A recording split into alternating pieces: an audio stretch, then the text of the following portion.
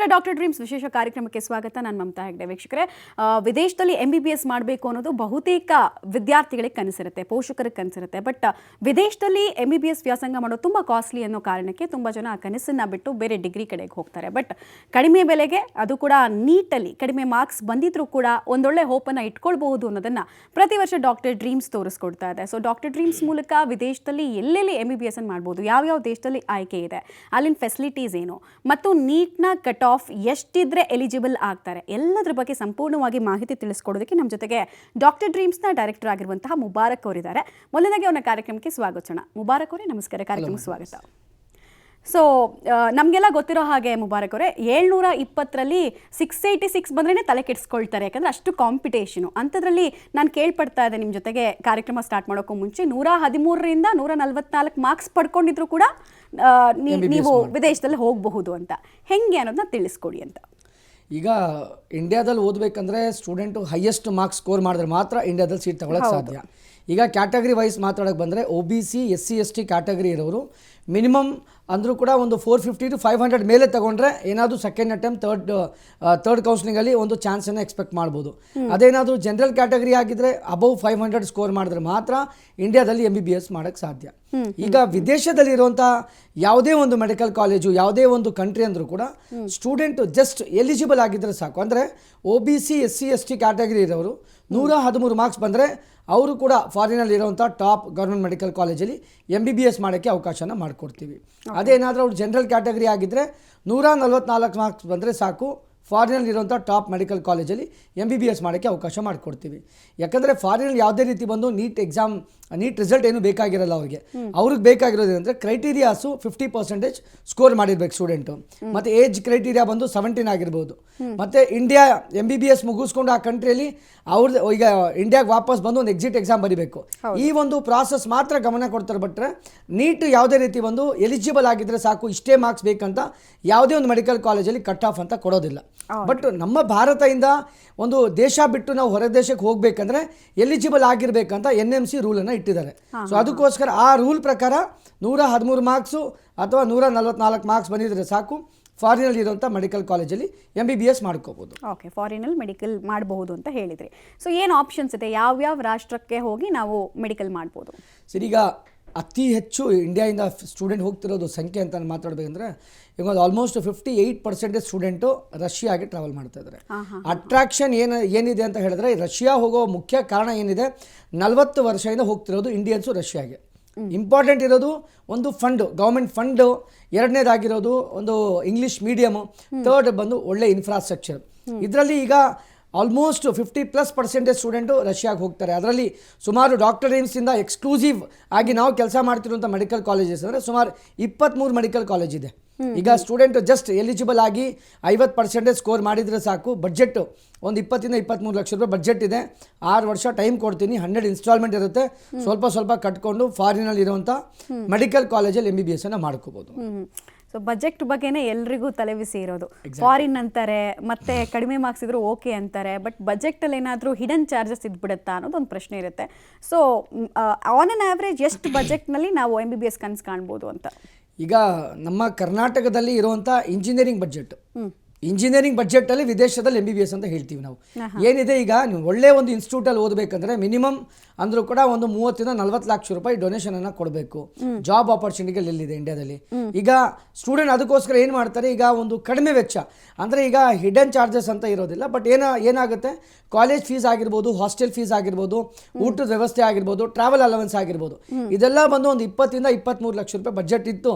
ಸ್ಟೂಡೆಂಟ್ಗೆ 50% score PUCಯಲ್ಲಿ ಬಂದು eligible marks OBC SC ST ಇರೋರು 113 marks ಬಂದಿದ್ರೆ ಸಾಕು. ಒಂದು ಬಜೆಟಲ್ಲಿ, ಒಂದು ಮಿನಿಮಮ್ ಬಜೆಟಲ್ಲಿ ಸ್ಟೂಡೆಂಟ್ಗೆ ಫಾರಿನಿಗೆ ಕಳಿಸ್ತೀವಿ, ಜೊತೆಲಿ ಟ್ರಾವೆಲ್ ಮಾಡ್ತೀವಿ. ಇಟ್ ಇಸ್ ನಾಟ್ ಲೈಕ್ ಸ್ಟೂಡೆಂಟ್ಗೆ ಅವರೇ ಹೋಗಿ ಅಲ್ಲಿ ಯಾರೋ ಸಿಗ್ತಾರಂತ ಇಲ್ಲ.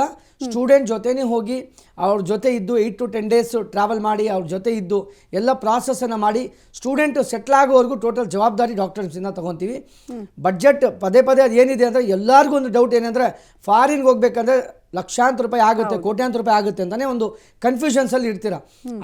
ನಾವು ಕಳಿಸಿರೋಂಥ ಕಂಟ್ರೀಸಲ್ಲಿ ಯಾವುದೇ ರೀತಿ ಡೊನೇಷನ್ಗಳಿಲ್ಲ, ಯಾವುದೇ ರೀತಿ ಎಂಟ್ರೆನ್ಸ್ ಎಕ್ಸಾಮ್ಸ್ ಇರೋದಿಲ್ಲ. ನಿಮಗೆ ಮಿನಿಮಮ್ ಗೌರ್ಮೆಂಟ್ ಫೀಸ್ ಅಂತ ಮಾತಾಡಬೇಕು ಅಂದರೆ ಈ ಮಿನಿಮಮ್ ಅಂದರೂ ಕೂಡ 3-3.5 ಲಕ್ಷ ರೂಪಾಯಿ ವರ್ಷಕ್ಕೆ ಫೀಸ್ ಬರುತ್ತೆ.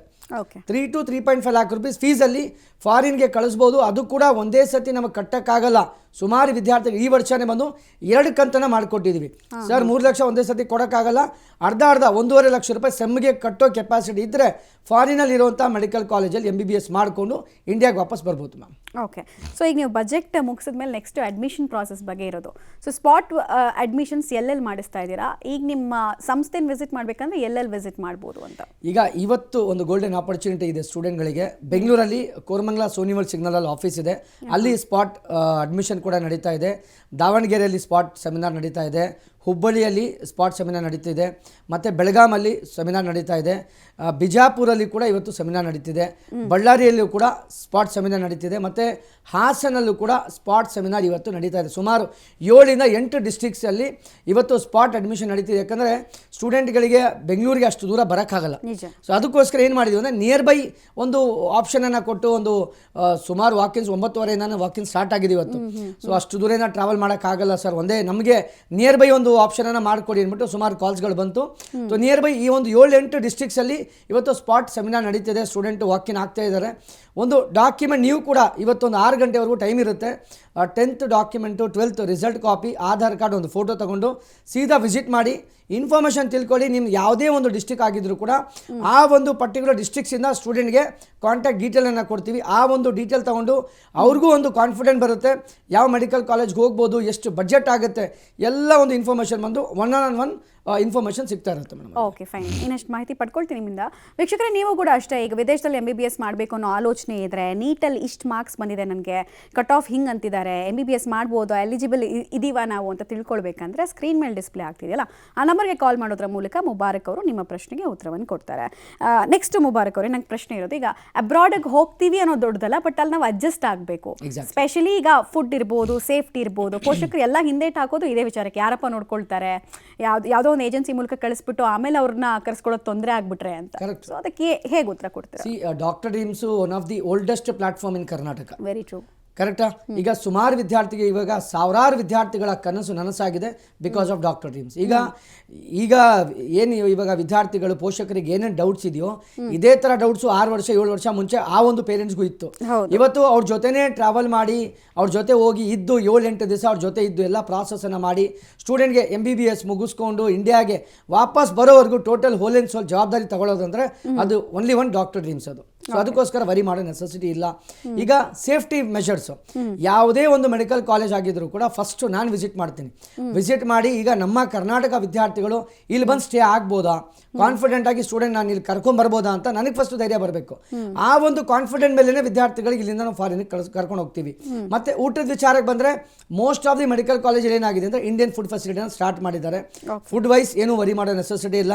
ವೆಜ್ ಫುಡ್ ಅವೈಲಬಲ್ ಇದೆ, ನಾನ್ ವೆಜ್ ಫುಡ್ ಅವೈಲಬಲ್ ಇದೆ. ಸ್ಟೂಡೆಂಟ್ಗೆ ಯಾವ ತರ ಫುಡ್ ಬೇಕೋ ಆ ಥರ ಫುಡ್ ಬಂದು ಪ್ರೊವೈಡ್ ಮಾಡ್ತಾ ಇದೀವಿ.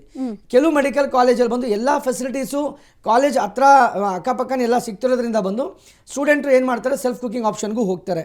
ಒಂದು ಮೇನ್ ನಮ್ಮ ಫೋಕಸ್ ಮಾಡಬೇಕಾಗಿರೋದು ನಾವು ಅಂದರೆ ಕ್ವಾಲಿಟಿ ಎಜುಕೇಷನ್, ಒಳ್ಳೆ ಇನ್ಫ್ರಾಸ್ಟ್ರಕ್ಚರು, ಎಕ್ಸ್ಚೇಂಜ್ ಆಪರ್ಚುನಿಟೀಸು. ನಾಳೆ ಸ್ಟೂಡೆಂಟ್ MBBS ಮುಗಿಸ್ಕೊಂಡು US, UK, Canada, Australia, New Zealand ಈ ಥರ ಕಂಟ್ರೀಸ್ಗೆ ಹೋಗ್ಬೇಕಂದ್ರೆ ಆಪರ್ಚುನಿಟಿಗಳು ಯಾವ್ಯಾವ ಮೆಡಿಕಲ್ ಕಾಲೇಜಸ್ಸಲ್ಲಿದೆ ಅದಕ್ಕೆಲ್ಲ ಒಂದು ಮಾಹಿತಿ ಕೊಡ್ತಾ ಇರ್ತೀವಿ ಮೇಡಮ್. ಓಕೆ, ಮುಬಾರಕ್ ಅವರು, ಒಂದು ಕಾಲರ್ ಇದ್ದಾರೆ, ಮಾತಾಡ್ಸ್ಬಿಡೋಣ. ಮಮತಾ ಅಂತ ಕಾಲ್ ಮಾಡಿದ್ದಾರೆ ರಾಯಚೂರಿನಿಂದ. ಮಮತಾ ಅವರೇ ನಮಸ್ಕಾರ. ಮುಬಾರಕ್ ಅವರು ಇದ್ದಾರೆ, ಪ್ರಶ್ನೆ ಕೇಳಿ. ನಮಸ್ಕಾರ ಮೇಡಮ್. ನಮಸ್ಕಾರ ಮಮತಾ ಅವರೇ, ಹೇಳಿ. ನಮಸ್ಕಾರ ಸರ್. ನನ್ನ ಮಗಳು ಈ ಸಲ ಸೆಕೆಂಡ್ ಇಯರ್ ಇದ್ದಾಳೆ ಸರ್. ಏನು ಇವತ್ತೇ ಇದು ಸೀಮಿತನಾ ಸರ್? ಮತ್ತೆ ಯಾವಾಗ ಸೆಕೆಂಡ್ ಇಯರ್ ಮುಗಿದ್ಮೇಲೆ ಆದ್ರೂ ಮತ್ತೆ ನೆಕ್ಸ್ಟ್ ನಾವು ತಗೋತೀರಾ ಅಂತ? ಮೇಡಮ್ ಈಗ ನೋಡಿ, ಈಗ ಸೆಕೆಂಡ್ PUC ಇದ್ದಾರೆ, 1 ವರ್ಷ ಟೈಮ್ ಇದೆ. ಒಳ್ಳೆ ಇನ್ಸ್ಟಿಟ್ಯೂಟಲ್ಲಿ ಜಾಯಿನ್ ಮಾಡಿಸ್ಬಿಟ್ಟು ನೀಟಿಗೆ ಪ್ರಿಪ್ರೇಷನ್ ಕೊಡಿ. ಇಂಡಿಯಾದಲ್ಲಿ ಬೈ ಚಾನ್ಸ್ ಸಿಕ್ಕಿಲ್ಲ ಅಂದರೆ ಸೇಮ್ ನಮ್ದು ಏನು ನಂಬರ್ ಸ್ಕ್ರಾಲ್ ಆಗ್ತಿದೆ ಅದಕ್ಕೊಂದು ಕಾಲ್ ಮಾಡ್ಕೊಳ್ಳಿ. ರಾಯಚೂರಿಂದ ನಿಮಗೆ ಗುಲ್ಬರ್ಗ ಆಫೀಸ್ ಹತ್ತಿರ ಆಗುತ್ತೆ, ವಿಸಿಟ್ ಮಾಡಿ. ಈಗ ಎಕ್ಸಾಂಪಲ್, ಈಗ ಸೆಕೆಂಡ್ PUC ಎಕ್ಸಾಮ್ ಆಗಿದ ತಕ್ಷಣ ಒಂದ್ಸತಿ ವಿಸಿಟ್ ಮಾಡಿ. ನಿಮ್ಮ ಗುಲ್ಬರ್ಗ, ರಾಯಚೂರು, ಯಾದಗಿರಿ, ಬೀದರ್ ಆ ಕಡೆಯಿಂದ ಸುಮಾರು ವಿದ್ಯಾರ್ಥಿಗಳು ಪ್ರತಿ ವರ್ಷ ಕಳಿಸ್ತಾ ಇದ್ದೀವಿ. ಅವ್ರ ಜೊತೆ ಕೂಡ ನಿಮಗೆ ಮಾತಾಡಿಸಿ ಒಂದು ಕಾನ್ಫಿಡೆಂಟ್ ಬಿಲ್ಡ್ ಮಾಡಿ ಫಾರಿನಿಗೆ ಕಳಿಸೋಂಥ ಕೆಲಸ ಮಾಡಿಕೊಡ್ತೀವಿ ಮೇಡಮ್. ಧನ್ಯವಾದ ಕಾಲ್ ಮಾಡಿದ್ದಕ್ಕಾಗಿ. ವೀಕ್ಷಕರೇ, ನೀವು ಕೂಡ ಕಾಲ್ ಮಾಡ್ಬೋದು. MBBS ಮಾಡಬೇಕು ಈ ವರ್ಷಕ್ಕೆ ಅಂತ ಅಂತಿರೋರು ಮೊದಲು ಪ್ರಿಫರೆನ್ಸ್ ಇಟ್ಕೊಂಡು ಕಾಲ್ ಮಾಡಿ, ಉಪಯೋಗ ಆಗುತ್ತೆ. ಸೊ ಮುಬಾರಕ್ ಅವರೇ, ಈಗ ಅಂದಾಜು ವರ್ಷಕ್ಕೆ ಎಷ್ಟು ಸ್ಟೂಡೆಂಟ್ಸನ್ನು ನೀವು ಕಳಿಸ್ಕೊಡ್ತಾ ಇದ್ದಾರೆ? ನಿಮ್ಮ ಥ್ರೂ ಎಷ್ಟು ಜನ ಹೋಗ್ತಿದ್ದಾರೆ? ಮ್ಯಾಮ್ ಆಲ್ಮೋಸ್ಟ್ 3 ಡಿಜಿಟ್ಸ್ ಅಂದರೆ 500+ ಸ್ಟೂಡೆಂಟ್ಸ್ ಹೋಗ್ತಾ ಇದ್ದಾರೆ ನನ್ನ ಕಡೆಯಿಂದ. ಆಲ್ಮೋಸ್ಟ್ ಓನ್ಲಿ ಕರ್ನಾಟಕವನ್ನು ಮಾತಾಡೋಕ್ಕೆ ಬಂದರೆ ಆಲ್ಮೋಸ್ಟ್ ಒಂದು ನಾವು ಎಕ್ಸ್ಕ್ಲೂಸಿವ್ ಯೂನಿವರ್ಸಿಟೀಸ್ ಏನು ನಾವು ಕೆಲಸ ಮಾಡ್ತಾ ಇದ್ದೀವಿ ಅದರಲ್ಲಿ ಟೋಟಲ್ 100% ಸೀಟ್ ಫಿಲ್ ಆಗ್ತಿದೆ. 500+ students only from Karnataka students travel ಮಾಡ್ತಾ ಇದ್ದಾರೆ. ಆಲ್ಮೋಸ್ಟ್ ಒಂದು 21 ಮೆಡಿಕಲ್ ಕಾಲೇಜಲ್ಲಿ ವಿದ್ಯಾರ್ಥಿಗಳಿದ್ದಾರೆ. ಸ್ಟೂಡೆಂಟ್ ಜೊತೆ ಈಗ ನಮ್ಮದು ಫಸ್ಟ್ ಬ್ಯಾಚ್ ಪ್ರಯಾಣ ನಮಗೆ 17ನೇ ತಾರೀಕು ಆಗಸ್ಟ್ 17ಗೆ ಫಸ್ಟ್ ಬ್ಯಾಚ್ ರೆಡಿಯಾಗಿದೆ. ಆ ಬ್ಯಾಚ್ ಜೊತೆ ನಾನು ಟ್ರಾವೆಲ್ ಮಾಡ್ತಾ ಇದ್ದೀನಿ. ಏನು ವರಿ ಮಾಡೋ ನೆಸೆಸಿಟಿ ಇಲ್ಲ. ನೀಟಲ್ಲಿ ಕಡಿಮೆ ಬಂದುಬಿಡ್ತು, ಬಜೆಟ್ ಇಲ್ಲ, ನಮಗೆ ಎಷ್ಟು ಟೈಮ್ ಕೊಡ್ತಾರ. ಫಸ್ಟ್ ಇಯರಲ್ಲೂ ಕೂಡ ನಿಮಗೆ ಏನಾದರೂ ಇನ್ಸ್ಟಾಲ್ಮೆಂಟ್ ಬೇಸ್ ಬೇಕಂದ್ರೂ ಕೂಡ ನನ್ನಿಂದ ನಾನು ಹೆಲ್ಪ್ ಮಾಡಿ ಮತ್ತು ವಿದ್ಯಾರ್ಥಿಗಳಿಗೆ ಎಜುಕೇಷನ್ ಮುಗಿಸಿ ಬರೋವರೆಗೂ ಏನೇ ಒಂದು ಸಪೋರ್ಟ್ ಬೇಕಾಗಿದ್ರು ಮಾಡಿಕೊಡ್ಬೋದು. ಈಗ ಇಂಡಿಯಾದಲ್ಲಿ ಹೋಗ್ಬಿಟ್ಟು ನೀವು ಯಾವುದೇ ಒಂದು ಪ್ಯಾರಾಮೆಡಿಕಲ್ ಕೋರ್ಸು, ಈಗ ನಾನ್ ಮೆಡಿಕಲ್ ಕೋರ್ಸು, ಇಂಜಿನಿಯರಿಂಗ್ ಕೋರ್ಸು 4 ಇಂದ 5 ಲಕ್ಷ ರೂಪಾಯಿ ಮಿನಿಮಮ್ ಖರ್ಚಾಗ್ತಾ ಇದೆ. ಈಗ ಅದರಲ್ಲಿ ಈಗ ಜಾಬ್ ಆಪರ್ಚುನಿಟಿಗಳು ಕೂಡ ಕಮ್ಮಿ. ಈಗ MBBS ಅಂದರೆ bachelor of medicine, bachelor of surgery, ಅದಕ್ಕೆ ಇರುವಂಥ ವ್ಯಾಲ್ಯೂ ಒಂದು ಇಂಜಿನಿಯರಿಂಗ್ ಡಾಕ್ಟ್ರಿಗಂತೂ ಇಂಜಿನಿಯರಿಂಗ್ಗೆ ಒಂದು ಸ್ಟೂಡೆಂಟ್ ಬರುವಂಥ ವ್ಯಾಲ್ಯೂ ಅಂತೂ 100% ಕಮ್ಮಿನೇ ಇರುತ್ತೆ. ಸೊ ವರಿ ಮಾಡೋ ನೆಸೆಸಿಟಿ ಇಲ್ಲ. ಗೌರ್ಮೆಂಟ್ ಜಾಬ್ ಮಾಡ್ಬೋದು, ಪ್ರೈವೇಟ್ ಜಾಬ್ ಮಾಡ್ಬೋದು, ಸ್ವಂತ ಕ್ಲಿನಿಕ್ಗಳು ಹಾಕೊಂಡು ಕೆಲಸ ಮಾಡ್ಕೋಬೋದು. ಯಾವುದೇ ರೀತಿ ನಾವು ಡಿಪೆಂಡ್ ಆಗೋ ನೆಸೆಸಿಟಿ ಇರೋದಿಲ್ಲ. ಮಿನಿಮಮ್ ಒಂದು ಪ್ಯಾಕೇಜಲ್ಲಿ ಎಜುಕೇಷನ್ ಮಾಡೋಕ್ಕೆ ಅವಕಾಶ ಫಸ್ಟ್ ಇಯರಿಂದಾನೇ ನಮಗೆ ಇನ್ಸ್ಟಾಲ್ಮೆಂಟ್ ಬೇಸ್ ಬೇಕಪ್ಪ ಅಂದರೂ ಕೂಡ ನಾನು ಹೆಲ್ಪ್ ಮಾಡಿ ಮಾಡಿಸ್ಕೊಡ್ತೀನಿ ಅದು. ಓಕೆ, ಈಗ ಶಿಕಾರಿಪುರದಿಂದ ಗಗನ್ ಕುಮಾರ್ ಅಂತ ಕಾಲ್ ಮಾಡಿದ್ದಾರೆ, ಮಾತಾಡ್ಸೋಣ. ಗಗನ್ ಕುಮಾರ್ ಅವರೇ ನಮಸ್ಕಾರ. ಮುಬಾರಕ್ ಅವರಿದ್ದಾರೆ, ಮಾತನಾಡಿ. ಹಲೋ, ನಮಸ್ತೆ ಸರ್. ನಮಸ್ತೆ ಗಗನ್, ಹೇಳಿ. ಅದೇ ಸರ್, ನೀಟ್ 182 ಸ್ಕೋರ್ ಆಗಿದೆ. ಎಷ್ಟು ಬಂದಿದೆ ನೀಟಲ್ಲಿ? 182. 192, ವೆರಿ ಗುಡ್. ಯಾವ ಕ್ಯಾಟಗರಿ ಬರುತ್ತಮ್ಮ? SC sir. SC category. Okay, ನಿಮ್ಮ ಶಿಕಾರಿಪುರಿಂದ ಆಲ್ಮೋಸ್ಟ್ ಒಂದು 30 ಸ್ಟೂಡೆಂಟ್ಸ್ ಇದ್ದಾರೆ ಕಣ ಈ ವರ್ಷ ಹೋಗೋರು. ಏನು ವರಿ ಮಾಡೋ ನೆಸೆಸಿಟಿ ಇಲ್ಲ. ನಿಮ್ಮ ಶಿಕಾರಿಪುರಿಂದ ನಿನಗೆ ಗ್ರೂಪ್ ಕೊಡ್ತೀನಿ ನಾನು. ದಾವಣಗೆರೆ ಆಫೀಸ್ ಹತ್ರ ಆಗುತ್ತೆ ನಿನಗೆ. ಒಂದು ಪ್ಲ್ಯಾನ್ ಮಾಡ್ಕೊ. ಯಾವ ಕಂಟ್ರಿಯಲ್ಲಿ ಓದ್ಬೇಕು ಅನ್ಕೊಂಡಿದ್ಯಮ್ಮ? ಗಗನ್ ಕುಮಾರ್ ಅವರೇ, ಧ್ವನಿ ಕೇಳಿಸ್ತಾ ಇದೆಯಾ? ಕೇಳಿಸ್ತೀವಿ. ಯಾವ ಕಂಟ್ರಿಯಲ್ಲಿ ಓದ್ಬೇಕು ಅನ್ಕೊಂಡಿದ್ಯಾ? ಅಬ್ರಾಡ್. ಅಬ್ರಾಡಲ್ಲಿ ಯಾವ ಕಂಟ್ರಿ? ಅಬ್ರಾಡ್ ಅನ್ನೋದು ಫಾರಿನಲ್ಲಿ ಯಾವ ಕಂಟ್ರಿಯಲ್ಲಿ ಓದ್ಬೇಕು ಅನ್ಕೊಂಡಿದ್ಯಾ? ರಷ್ಯಾಗೆ ಹೋಗ್ಬೇಕಾ, ಜಾರ್ಜಿಯಾಗೆ ಹೋಗ್ಬೇಕಾ, ಇಲ್ಲ ಉಜ್ಬೇಕಿಸ್ತಾನ್ಗೆ ಹೋಗ್ಬೇಕಾ, ಬಾಂಗ್ಲಾದೇಶ್ಗೆ ಹೋಗ್ಬೇಕಾ? ಈ ಥರ ಯಾವ ಕಂಟ್ರಿಯಲ್ಲಿ ಓದ್ಬೇಕು ಅನ್ಕೊಂಡಿದ್ಯೋ ನಮ್ಮದು ನಂಬರ್ ಬರ್ತಾ ಇದೆ ಡಿಸ್ಪ್ಲೇಯಲ್ಲಿ, ಅದಕ್ಕೊಂದ್ಸತಿ ಕಾಲ್ ಮಾಡು, ಇನ್ಫಾರ್ಮೇಷನ್ ತಿಳ್ಕೊ. ನಿಮ್ಮ ಶಿಕಾರಿಪುರಿಂದ ಯಾವ್ಯಾವ ವಿದ್ಯಾರ್ಥಿಗಳು ಈ ವರ್ಷ ಹೋಗ್ತಾ ಇದ್ದಾರೆ ಅವ್ರ ಜೊತೆ ಗ್ರೂಪ್ ಮಾಡಿ ಕೊಡ್ತೀನಿ. ಪೇರೆಂಟ್ಸ್ ಜೊತೆ ಸೀದಾ ಆಫೀಸಿಗೆ ವಿಸಿಟ್ ಮಾಡು. ಡ್ರೀಮನ್ನು ಫುಲ್ಫಿಲ್ ಮಾಡಬೇಕಂದ್ರೆ ಆಪರ್ಚುನಿಟಿಗಳು ಕಮ್ಮಿ ಇದೆ. ಎಷ್ಟು ಬೇಗ ನೀನು ವಿಸಿಟ್ ಮಾಡ್ತೀಯೋ ಅಷ್ಟು ಬೆಸ್ಟ್ ಮೆಡಿಕಲ್ ಕಾಲೇಜ್ಗೆ ಕಳಿಸೋಕ್ಕೆ ನಾನು ಅವಕಾಶ ಮಾಡಿಕೊಡ್ತೀನಿ ನಿಮ್ಮ. Thank you Gagan Kumar. ಈಗ ಮಂಜುನಾಥ್ ಅಂತ ಚಿಕ್ಕೋಡಿಯಿಂದ ಕಾಲ್ ಮಾಡಿದ್ದಾರೆ. ಮಂಜುನಾಥ್ ಅವರೇ ನಮಸ್ಕಾರ. ಮುಬಾರಕ್ ಅವರಿದ್ದಾರೆ, ಪ್ರಶ್ನೆಯನ್ನು ಕೇಳಿ. ಸರ್ ನಮಸ್ತೆ ಸರ್. ಸರ್ ನಮಸ್ಕಾರ, ಹೇಳಿ ಸರ್. ಸರ್ ನಮ್ಮ ಸೊಸೆಗಳು ರಷ್ಯಾದಲ್ಲಿ MBBS ಮಾಡ್ಬೇಕಂತ ಹೇಳ್ರಿ. ವೆರಿ ಗುಡ್, ಹೇಳ್ರಿ ಸರ್. ಅದಕ್ಕೆ ಸ್ವಲ್ಪ ಫೈನಾನ್ಷಿಯಲ್ ಪ್ರಾಬ್ಲಮ್ ಐತ್ರಿ. ಅದ್ರ ಬಗ್ಗೆ ಲೋನ್ ಏನಾದ್ರು ಸಿಗ್ಬೋದು ಅಂತ ಕೇಳ್ಬೇಕಾಯ್ತ್ರಿ. ನೋಡ್ರಿ ಸರ್, ಈಗ ಆಪರ್ಚುನಿಟಿಗಳು ಯಾವ ಥರ ಇದೆ ಅಂತ ಹೇಳಿದ್ರೆ, ನಮಗೇನಾದರೂ ಕೊಲಾಟ್ರಲ್ ಇದ್ದರೆ ಲೋನ್ ತೊಗೋಬೋದು. ಎಕ್ಸಾಂಪಲ್ ನಮ್ಮದೇನೋ ಬಿಲ್ಡಿಂಗ್ ಇದೆಯಪ್ಪ, ಅದಕ್ಕೊಂದು 25 ಲಕ್ಷ ರೂಪಾಯಿ ವ್ಯಾಲ್ಯೂ ಇದೆ ಅಂದರೆ 75% ಲೋನ್ ಆಗುತ್ತೆ. ಅದಕ್ಕೆ SBI ಬ್ಯಾಂಕಿಂದ ನಮ್ಮದು ಟೈಅಪ್ ಇದೆ, ನಾನೇ ಒಂದು ಹೆಲ್ಪ್ ಮಾಡಿ ಕೊಡ್ತೀನಿ. ಇಲ್ಲ ಸರ್ ನಮ್ಮ ಹತ್ರ ಪ್ರಾಪರ್ಟಿ ಇಲ್ಲ ಅಂದರೆ ನಿಮಗೇನು ಒಂದು ಸ್ಯಾಲ್ರಿಡ್ ಪರ್ಸನ್ ಏನಾದರೂ ಆಗಿದ್ದರೆ 7.5 ಲಕ್ಷ ವಿತೌಟ್ ಕೊಲಾಟ್ರಲ್ ಲೋನ್ ಆಗುತ್ತೆ. ಮೂರನೇ, ನಮ್ದು ಏನಾದರೂ ಬಿಸ್ನೆಸ್ ಇದೆ, ಬಿಸ್ನೆಸ್ ಮೇಲೆ ಲೋನ್ ತೊಗೋಬೋದು. ಇಲ್ಲ ಆಲ್ರೆಡಿ ಒಂದು ಮನೆ ಮೇಲೆ ಲೋನ್ ತೊಗೊಂಡಿದ್ದೀವಿ, ಅದಕ್ಕೆ ಒಂದು ಟಾಪಪ್ ಮಾಡೋಕ್ಕೂ ಕೂಡ ಅವಕಾಶ ನಮಗಿಂದ ಮಾಡಿಕೊಡ್ತೀವಿ.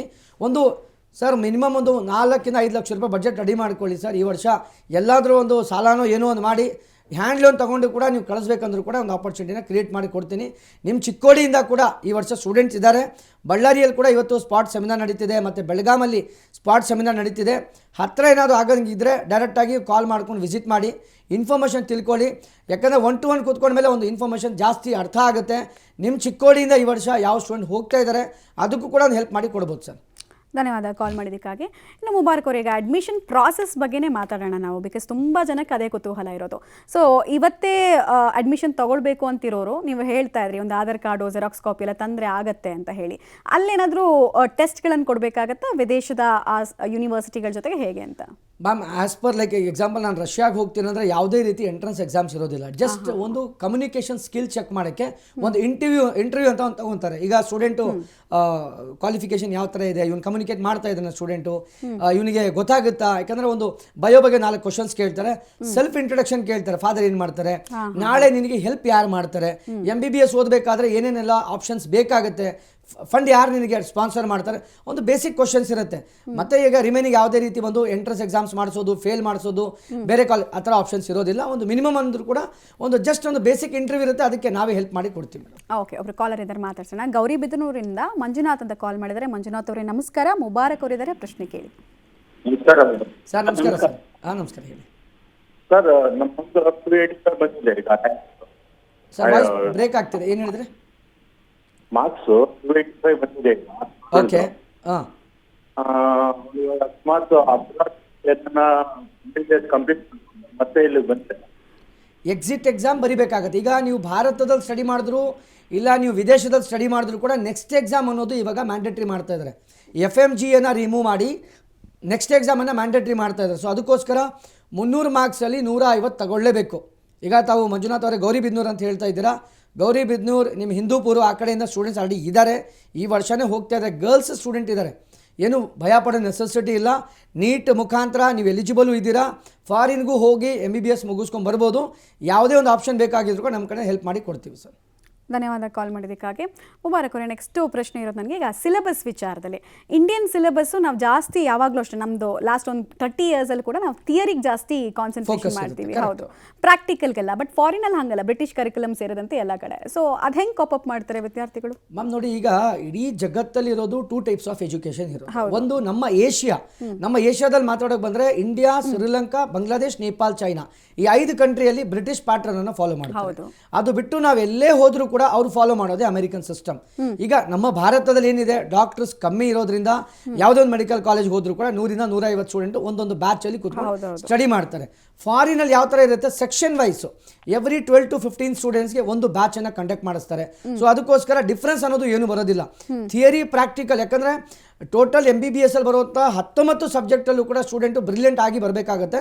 ಆ 19 ಸಬ್ಜೆಕ್ಟ್ ಕೂಡ ಫೋಕಸ್ ಮಾಡಿಸಿ ಸ್ಟೂಡೆಂಟು ಆರಾಮಾಗಿ ಥಿಯರಿ ಆಗಿರ್ಬೋದು, ಪ್ರಾಕ್ಟಿಕಲ್ ಆಗಿರ್ಬೋದು, ಕ್ಲಿನಿಕಲ್ ರೊಟೇಷನ್ಗಳಾಗಿರ್ಬೋದು, ಇಂಟರ್ನ್ಶಿಪ್ಗಳಾಗಿರ್ಬೋದು, 1-on-1 ಪ್ರಾಕ್ಟೀಸ್ ಮಾಡಿಸಿರೋದ್ರಿಂದ ಬಂದು ದಿ ಬೆಸ್ಟ್ ಎಜುಕೇಷನ್ ಮಾಡ್ಕೊಂಡು ಇಂಡಿಯಾಗೆ ಸ್ಟೂಡೆಂಟ್ ಬರ್ತಾರೆ. ಕೆಲವ್ರಿಗೆ ಕನ್ಫ್ಯೂಷನ್ ಇರುತ್ತೆ, ಓದ್ಕೊಂಬಂದ್ರೆ ವ್ಯಾಲ್ಯೂ ಇರಲ್ಲ. ಸುಮಾರು ಏನಂದರೆ ಅಲ್ಲಿ ಇಲ್ಲಪ್ಪ, ಈಗ ಮೆಡಿಕಲ್ ಫೀಲ್ಡಲ್ಲಿ ಇರೋರಿಗೆ ಹೋಗ್ಬಿಟ್ಟು ಸಜೆಷನ್ ತೊಗೋಬೇಕು, ಅವ್ರಿಗೇನು ನಾಲೆಜ್ ಇರಲ್ಲ. ಸಡನ್ನಾಗಿ ಏನು ಕೇಳ್ತಾರೆ, ಸರ್ ಓದ್ಕೊಂಬಂದ್ರೆ ವ್ಯಾಲ್ಯೂ ಇರಲ್ಲ, ಏನಕ್ಕೆ ಹೋಗ್ತೀರಾ?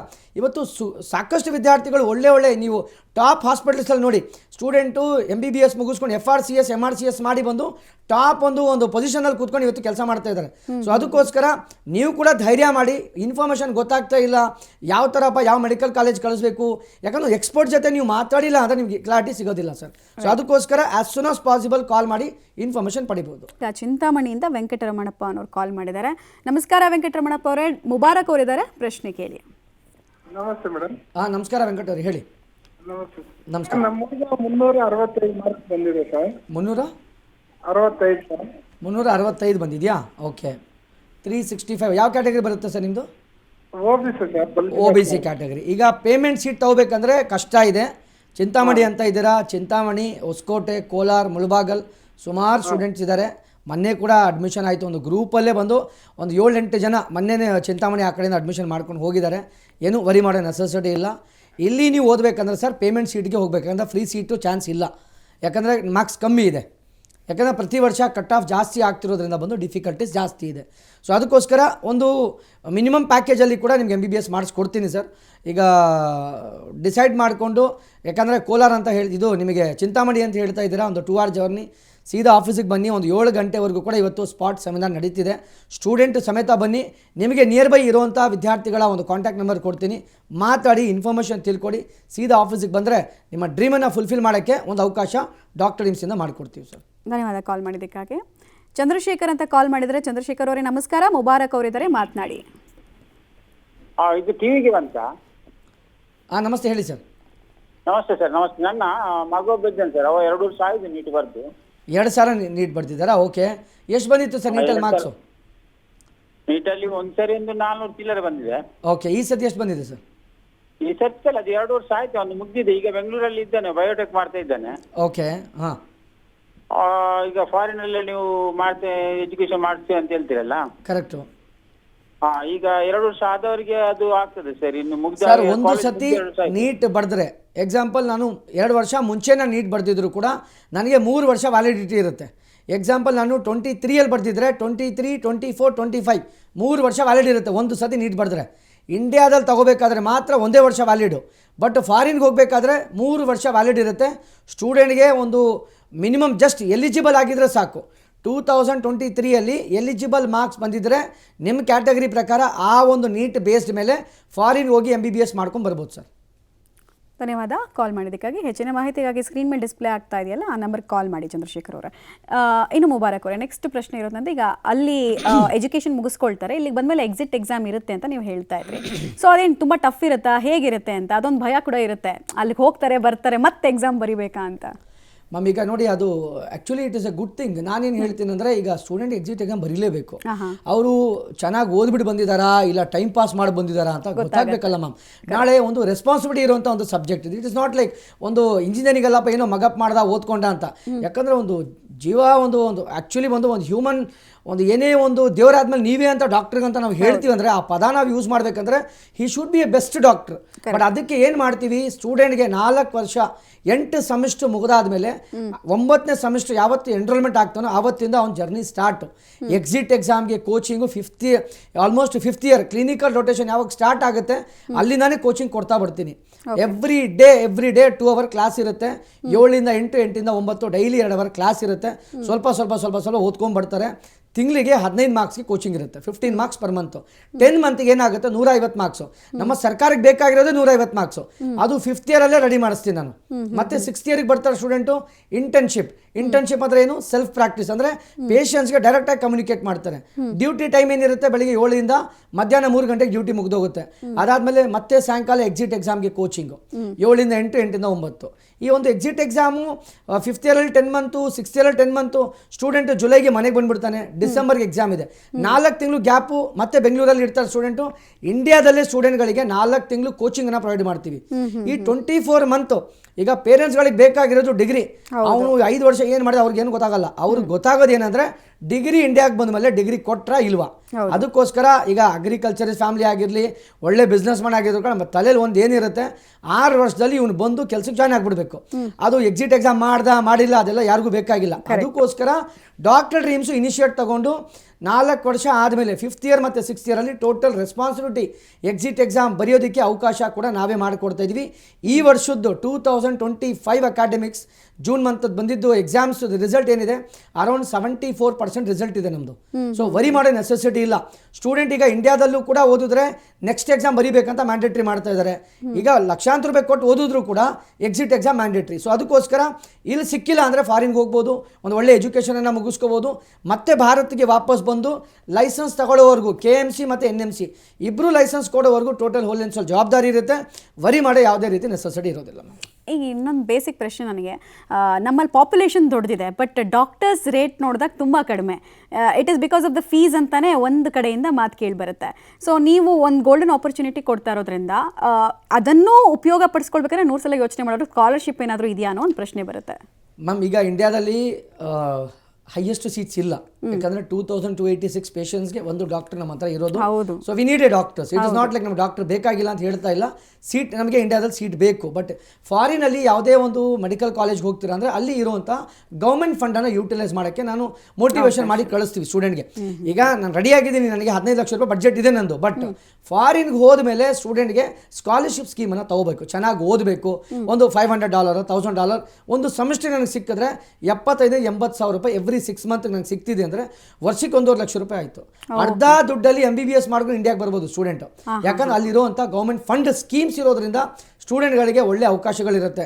ಸೊ ಸ್ಟೂಡೆಂಟು ಎಷ್ಟು ಬೆನಿಫಿಟ್ ತಗೊಂಡು ಅವ್ರದ್ದು 100% ಕೊಡ್ತಾರೋ ಅಷ್ಟು ಬೆನಿಫಿಟ್ ಆಗಿ ಸ್ಟೂಡೆಂಟು ಇಂಡಿಯಾಗೆ ಒಂದು ಕಡಿಮೆ ವೆಚ್ಚದಲ್ಲಿ ಮೆಡಿಕಲನ್ನು ಮಾಡ್ಕೊಂಡು ಬರ್ಬೋದು. ಓಕೆ, ಒಬ್ರು ಕಾಲರ್ ಅದನ್ನು ಮಾತಾಡ್ಸ್ಬಿಡೋಣ. ಕೊಪ್ಪಳದಿಂದ ಲಕ್ಷ್ಮಣ್ ಅಂತ ಕಾಲ್ ಮಾಡಿದ್ದಾರೆ. ಲಕ್ಷ್ಮಣ್ ಅವರೇ ನಮಸ್ಕಾರ. ಮುಬಾರಕ್ ಅವರಿದ್ದಾರೆ, ಮಾತನಾಡಿ. ನಮಸ್ಕಾರ ಸರ್, ನಾನು ಕೊಪ್ಪಳದಿಂದ ಲಕ್ಷ್ಮಣ್ ಕುರಟೆ ಅಂತ ಸರ್. ನಮಸ್ಕಾರ ಲಕ್ಷ್ಮಣ್ ಅವರೇ, ಹೇಳಿ ಸರ್. ನಮ್ಮ ಮಗಳು 365 ತೆಗೆದಿದ್ದಾಳೆ ಸರ್. 365 ಹೇಳ್ರಿ ಸರ್. ಹಾಂ ಸರ್, 2A ಕ್ಯಾಟಗರಿ ಬರುತ್ತೆ, ಹೈದರಾಬಾದ್ ಕರ್ನಾಟಕ ಬರುತ್ತೆ ಸರ್. ಕರೆಕ್ಟು. ನಮ್ಮ ಮಗಳಿಗೆ ಗೌರ್ಮೆಂಟ್ ಸೀಟ್ ಸಿಗ್ಬೋದಾ ಸರ್ ಇಲ್ಲಿ? ಹೈದರಾಬಾದ್ ನಿಮಗೆ ಅದು ಕರ್ನಾಟಕ ಕೋಟಾ ಬಂದರೂ ಕೂಡ ನಿಮಗೆ 400+ ಹೋಗಬೇಕಾಗುತ್ತೆ. ಯಾಕಂದರೆ ನಿಮ್ಮ ರೀಜನಲ್ಲಿ ಸ್ಕೋರ್ ಮಾಡಿರೋ ಸಂಖ್ಯೆನೇ ಜಾಸ್ತಿ ಇದೆ. 400+ ಸುಮಾರು ಜನ ಸ್ಕೋರ್ ಮಾಡಿದ್ದಾರೆ. ಈಗ ಸ್ಕೋರಕ್ಕೆ ನಾವು ಕಂಪ್ಯಾರಿಸನ್ ಮಾಡಿದ್ರೆ ಸಿಗೋದು ಕಷ್ಟ ಇದೆ sir. May be second round third round ಯಾರು ಸೀಟ್ ತಗೊಂಡಿಲ್ಲ ಅಂದರೆ ಒಂದು ಆಪ್ಷನ್ ಅಂತ ಹೇಳ್ಬೋದು. ಬಟ್ ಯಾರು ಮೆಡಿಕಲ್ ಸೀಟ್ ಸಿಗ್ತಿದೆ ನಾವು ಬಿಡ್ತೀವಿ ಅಂತ ಯಾರು ಬಿಡೋಕ್ಕೆ ಚಾನ್ಸು ಇಲ್ಲ. ಸೊ ಅದಕ್ಕೋಸ್ಕರ ಈಗ ಕೊಪ್ಪಳ ಅಂತ ಹೇಳ್ತಾ ಇದ್ದಾರೆ, ಆಲ್ರೆಡಿ ಸುಮಾರು ಸ್ಟೂಡೆಂಟ್ಸ್ ಇದ್ದಾರೆ. ನಿಮ್ಗೆ ಅಲ್ಲಿಂದನೇ ಮಾತಾಡ್ಸೋಣ. ನಮ್ಮದು ಹುಬ್ಬಳ್ಳಿ ನಿಮ್ಗೆ ಹತ್ತಿರ ಆಗುತ್ತೆ ಆಫೀಸು. ಸೀದಾ ನಂಬರ್ಗೆ ಕಾಲ್ ಮಾಡ್ಕೊಂಡು ಹುಬ್ಬಳ್ಳಿ ಆಫೀಸ್ ವಿಸಿಟ್ ಮಾಡಿ ಇನ್ಫಾರ್ಮೇಷನ್ ತಿಳ್ಕೊಡಿ ಸರ್. ರೈಟ್, ಧನ್ಯವಾದ ಕಾಲ್ ಮಾಡಿದ್ದಕ್ಕಾಗಿ. ಇನ್ನು ಮುಬಾರಕ್ ಅವರು ಇಷ್ಟೊತ್ತು ಕಾರ್ಯಕ್ರಮಕ್ಕೆ ಬಂದು ಸಾಕಷ್ಟು ವಿಚಾರಗಳನ್ನು ತಿಳಿಸ್ಕೊಟ್ರಿ. ಧನ್ಯವಾದಗಳು. Thank you madam. ಇನ್ನು ವೀಕ್ಷಕರೇ, ಇವತ್ತು ನಮ್ಮ ಜೊತೆಗಿದ್ದಂತಹ ಮುಬಾರಕ್ ಅವರ ಅಡ್ರೆಸ್ ಕಾರ್ಡ್ ನೋಡ್ಕೊಂಡು ಬರೋಣ ಬನ್ನಿ. Doctor dreams address card 619 2nd floor 80 feet road, Koramangala 6th block, Sony world signal ಹತ್ರ, ಬೆಂಗಳೂರು 560095. ನೋಟ್ ಮಾಡ್ಕೊಳ್ಳಿ ಅಡ್ರೆಸ್ನ. ಹಾಗೆ ಸಂಪರ್ಕ ಮಾಡಬೇಕಾಗಿರುವಂತಹ ನಂಬರ್ ಕೂಡ ಬರ್ತಾ ಇದೆ 9035061122 7899919917. ಸೊ ಈ ನಂಬರ್ಗೂ ಕೂಡ ಕಾಲ್ ಮಾಡಿ ನಿಮ್ಮ ಡಾಕ್ಟರ್ ಆಗುವಂತಹ ಕನಸನ್ನು ಈಡೇರಿಸ್ಕೊಳ್ಬೋದು.